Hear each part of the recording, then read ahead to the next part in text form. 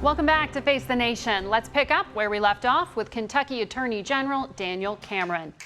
Glad to have you back with us. I want to begin asking you about where the Republican Party is right now in terms of this particular issue.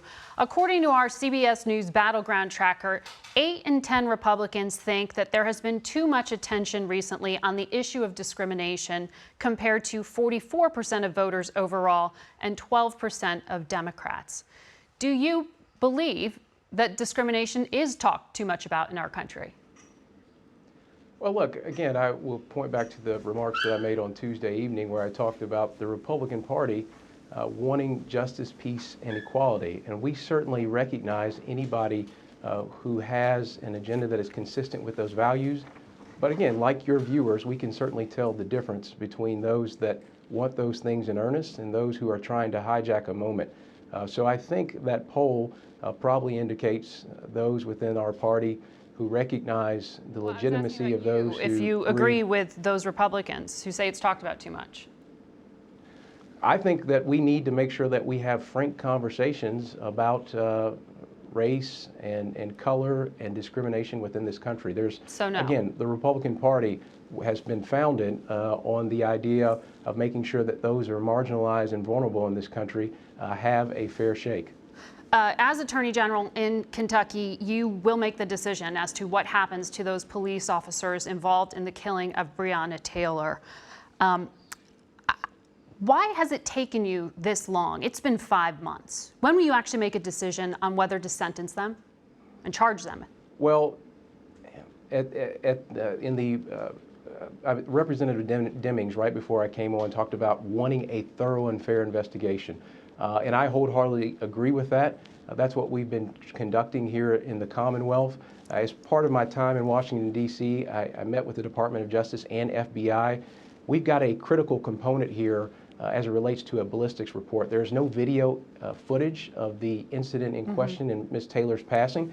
And I can announce to you today, as part of those efforts early this week, we have received that ballistics report. Now, again, that is a critical piece of this investigation. It's not the end-all, be-all. There's still some witness testimony and interviews that have to be conducted, but we do have that ballistics report. We will be meeting with the FBI at the beginning of this upcoming week to have a painstaking review of that information, and that will help us in the analysis that needs to be undertaken before we can get to final steps. But just, again, like Representative Deming said, right, we need a thorough and fair investigation, and I wholeheartedly agree with that sentiment. Well, I'm curious as to what information you need specifically that you are hoping to learn from this ballistics. I just want to read from a letter that was written to one of the 3 officers terminated. It was from the chief of police to that officer, and it is scathing. It says, Brett Hankinson displayed an extreme indifference to the value of human life when you wantonly and blindly fired 10 rounds into the apartment of Breonna Taylor. He says the shooter wouldn't have even been able to know who he was firing at. Some of the rounds went into the apartment next door. It sounds like he was just blindly firing here. How is that not clearly a criminal action? What is it that you actually need to hear more than what the police chief has said himself? Well, Margaret, I don't want to get into the specifics. It is an ongoing investigation, and I don't want to compromise it in any way. But be confident, and again, your viewers should know that we are looking under every stone, leaving no stone unturned as it relates to this investigation. Again, a thorough and fair investigation is what is deserved by all those involved. Look, as the Attorney General, initially this was not our case. We took this case because we have the resources internally to conduct a fair and thorough investigation. We've got career prosecutors and investigators with a wealth of knowledge and information that can undertake an independent investigation. And we also have the strength of relationships with the FBI to receive this ballistics report and information that can be critical to our analysis. And we look forward to hearing an update from you now that you have that information. Thank you very much, Mr. Attorney General. Yes, ma'am. Thank you. We turn now to Benjamin Crump. He is the attorney representing the family of Jacob Blake. He's also represented the families of Ahmaud Arbery, Breonna Taylor, and George Floyd, and he joins us from Tallahassee, Florida. Mr. Crump, if you could respond to the news that we just heard from Daniel Cameron, the Attorney General. He said that they now have the ballistics report from the FBI, which suggests something is happening, forward movement with this case after 5 months. What are you expecting? Well, Margaret, thank you for having me. And that is welcome news, because since Breonna Taylor was executed in the sanctity of her own home by this no-knock warrant that was dangerously executed, we have been trying to get answers, our legal team, and as for her mother, who every day demanded from the police department, why did they execute her daughter in her own apartment? And they've gotten no answers. It's just been delay tactic, delay tactic, delay tactic. We've been told when they get the ballistics report, that's what they needed to wrap up this investigation and finally give them answers that they so desperately want and the community so desperately needs to try to heal. So at this point, we are hoping that this conclusion will be sooner rather than later, because justice delayed is justice denied. Are you suggesting that the Attorney General was deliberately delaying this? Is that what you are suggesting here? Well, I know Breonna Taylor's family is distrustful of the entire system. You must remember, Margaret, the police report, this 3-page police report, erroneously reported that there was no forced entry and that there were no injuries, even though Breonna Taylor's body was mutilated with 8 bullets while she was practically naked. And so this is the conspiracy that the family believed was at the beginning to sweep her death under the rug. So you have to forgive them from not trusting any law enforcement officials right now, and why Black people all over America are distrustful, because when it is fitting for them, they release information very quickly. But when it's something that holds the police accountable, we got this long, exhaustive investigation. I want to ask you about Jacob Blake, whose family you are working with. How is he doing, and how are the 3 children who were in his car when they watched their father being shot? Margaret, thank you for asking about Jacob. Obviously, he suffered catastrophic injuries. A bullet pierced his spinal cord, a bullet shattered his vertebrae, a bullet went into his intestines where he lost most of his intestines, a bullet went into his colon where he lost his colon, a bullet went into his kidney. Thank God they were able to save that. He has 2 holes in his stomach. He has a hole in his arm from a bullet. He's lost control of his bowel movements. He has no functions of his male organs. And for the rest of his life, he's going to be a shell of himself. And his 3 little boys were in that car, ages 8 years old, 5 years old, and 3 years old. And they witnessed all of this. So you can only imagine the psychological issues these little babies are going to have. And his 8-year-old son was celebrating his birthday. So imagine what the rest of his birthdays are going to be each year. Oof, our thoughts are with his children. I want to ask you, the president has announced he plans to go to Kenosha, Wisconsin on Tuesday, and he will meet with law enforcement. Has the Blake family been contacted? Are they open to meeting with the president? Have they been asked?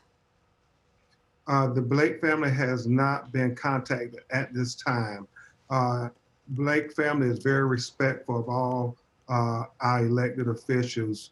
And as his mother says, she prays for all of our elected officials.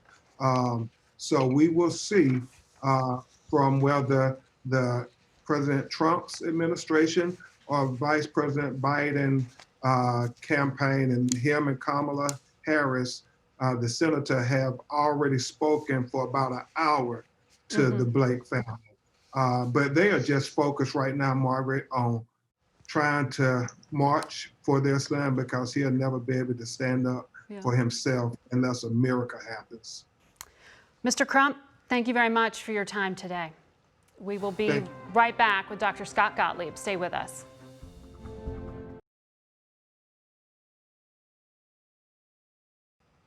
We go now to former FDA Commissioner Dr. Scott Gottlieb, who joins us from Westport, Connecticut. Good morning to you.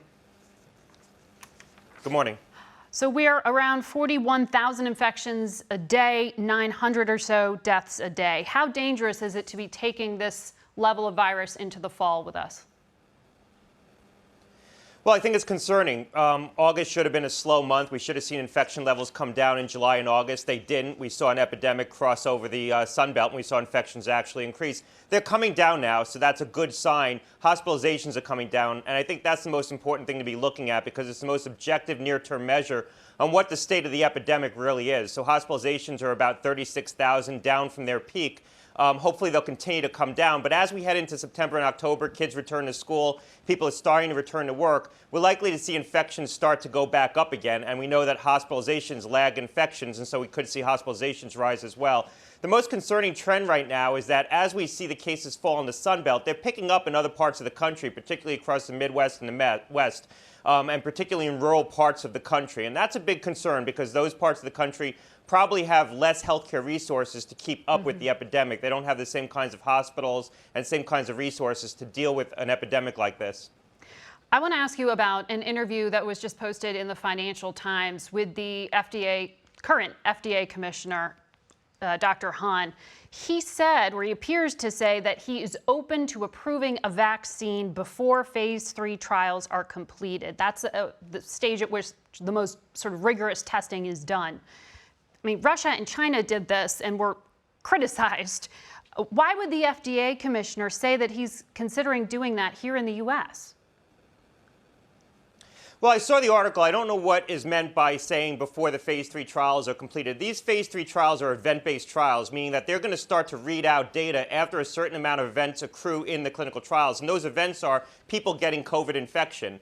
And so as the trials progress, if we start to see lower rates of COVID infection in the active group, the group that receives the vaccine, versus the placebo group, the group that hasn't received the vaccine, the trials could read out earlier if the vaccines are very effective. It's likely that the trials aren't going to read out until October. In order to read out in November, in November, they won't read out until November. In order to read out in October, the vaccines would have to be very effective. And so I'm not sure what he means by approving it earlier than when the trials are completed. They're going to wait for these trials to read out before they can make a decision around the efficacy of these vaccines. Now, it's likely going to be the case that the first authorization of these vaccines are going to be an emergency use authorization for select populations that are at higher risk of the infection, either because of what they do, people who work in healthcare, for example, healthcare jobs, or because of comorbidities, people who are older, maybe nursing home patients. So we're likely to see a stepwise progression of authorization of this vaccine for certain select populations that are at higher risk of either contracting it or having a bad outcome before we see a full approval for the general population.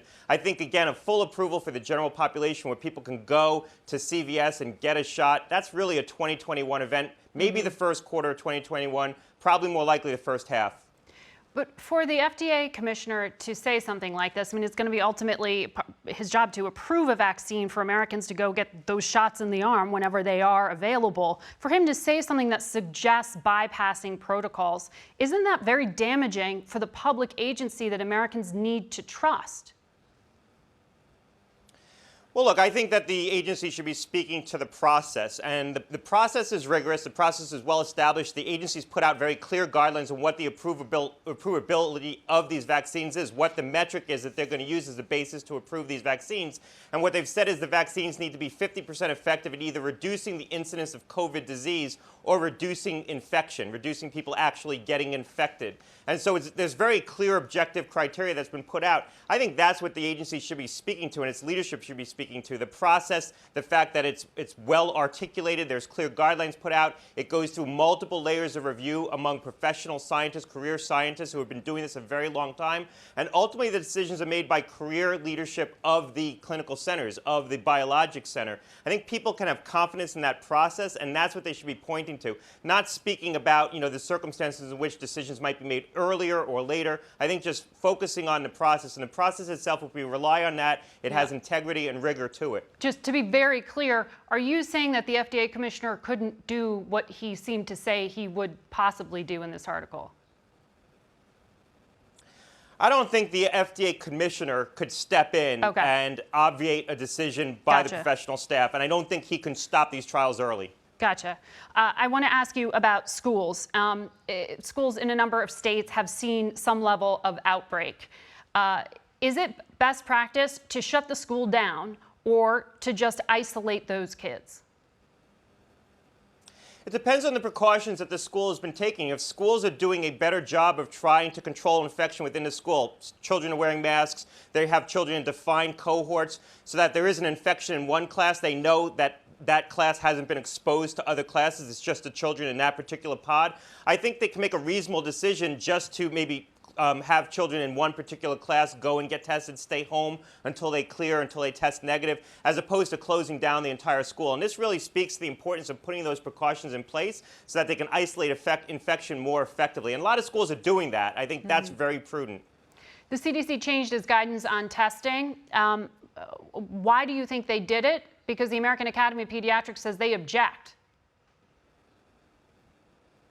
Well, look, I think it's unfortunate because I think that we should be testing asymptomatic people who might be at high risk of contracting the infection. And what the new change in the guidance spoke to was the need not to test, purportedly not to test people who might have been exposed to the infection but haven't yet developed symptoms. We should be testing those people to make sure they haven't become infected and aren't asymptomatic carriers, because we know that they can spread the infection. They're less likely to spread the infection, but they can still spread the infection. What I'm told by people on the inside is one of the reasons that drove this decision is that businesses were requiring people to test negative for infection before they can return to work. If that's the case and that was a concern, there were more targeted ways to address that and speak to that problem, as opposed to making this very broad, sweeping change in the recommendations, which I think could be misinterpreted by the general public and certainly by public health agencies within states. And so I don't think this changed guidance is likely to be followed by many states. I think it's prudent that we test people who might be at high risk of contracting the infection. Dr. Gottlieb, always good to talk to you. Thank you. We'll be back in a moment.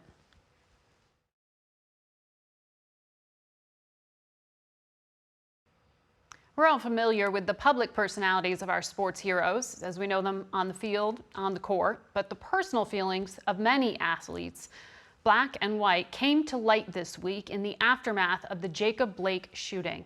We go now to CBS News special correspondent and host of NFL Today, James Brown. Good morning to you, JB. Great to have you here. Good morning. Good to be here, Margaret. I mean, it seemed the entire sports world came to a halt this week. And as the New York Times put it, no longer was sports offering gentrified protests with league-endorsed slogans on basketball jerseys. Calm collapsed in the face of the inevitably growing power of players to make more than a statement. They took action. It shattered the bubble of normalcy. How are these athletes using their megaphones? Power that they've always had, but have been on the opposite ends in terms of people pushing back, specifically owners and the powers that be. Look, I think the best way to do it is to synopsize the result of my conversations this past week with players, league executives, and many others. One, the players feel that they're at a crossroads, Margaret, that this is a significant point in history. They don't get the impression that anything significant is being done as they point a finger at leadership in general around the country, that they're not serious about changes. So therefore, the athletes feel the platform that they have is one that they should handle responsibly. And number two, that they have a moral obligation to represent the marginalized and to advocate strongly for that until they see serious change made. And to me, very uniquely, it's across the spectrum with all sports, the WNBA, the NBA, the NFL, which has been doing some significant things through the Players Coalition, through the legislative process, et cetera. And as well as hockey. Talk about a cultural change. About 30% of the hockey players are American-born, but the rest, they're foreign, but they're on board showing solidarity. So is the change that we heard announced from the NBA, this agreement to try to, put up voting booths and in stadiums and in arenas, the announcement that they'll have some sort of social justice coalition. Is that the kind of change that the players wanted, or will we see this protest continue? The former of what you're saying, and you may still see the latter because they want to see significant change. Look, it's often been articulated, work through the system. That's what the athletes are doing. And they're not just advocating things, these players are doing things. When you look at the likes of LeBron James, when you look at the likes of the young players in the NFL, Patrick Mahomes and others, they are putting their resources and their actions where their articulation has been. And that's significant. Look, I remember Michael Thomas in the NFL mentioning to me before that he comes from the Houston district, and many of the people there who are suffering saying, thank you for being a voice for us because we're not being listened to. You are, and he's been on Capitol Hill for 2 years now, working as an intern to learn how to work through the system, but he represents a number of athletes who are doing that, Margaret. You know, James, from the players you talk to, do they feel like they're being forced into taking a stand here? Or because what you're describing is sort of a passion project among some. But, you know, Charles Barkley this week said it is exhausting being black, especially when you're a celebrity. He said, I love Tom Brady, but nobody asks him about what's going on in white America. Is this an unfair burden, or is this something the players feel is a passion project? It is reality in terms of what Charles Barkley said. Look, this isn't a black problem only, because the only way, the path forward, and the only solution is for it to be inclusive. There's no way. Look, for 400 plus years, African Americans have been trying to articulate, advocate, scream about what the issues are, but have fallen on deaf ears. This is a tectonic shift reminiscent of back during the Civil Rights Movement when the world saw those black women and girls coming from church in their Sunday's finest being beat over the head with billy clubs, fire hoses on them, dogs being released. You know, this is a human problem. So yes, it is inclusive. And many of these athletes feel the passion because they come from those communities and have been doing the work for years. A number of years ago, I worked with the NBA, NFL Players Association, presenting humbly the JB Awards. Athletes who were working meaningfully to strengthen the fabric of their communities, they've been doing the work, but everybody else needs to get on board now and follow that. And it's for the right reasons, Margaret. A tectonic shift. Thank you very much, JB. Yeah. Yes, ma'am. Mm-hmm. Mm-hmm. And I want to tell all of our viewers that next Sunday, JB will be hosting a 5-hour special about the courage of black athletes in the face of injustice. It's called Portraits in Black. It'll be broadcast here on CBS at 1 p.m. Eastern. We'll be right back.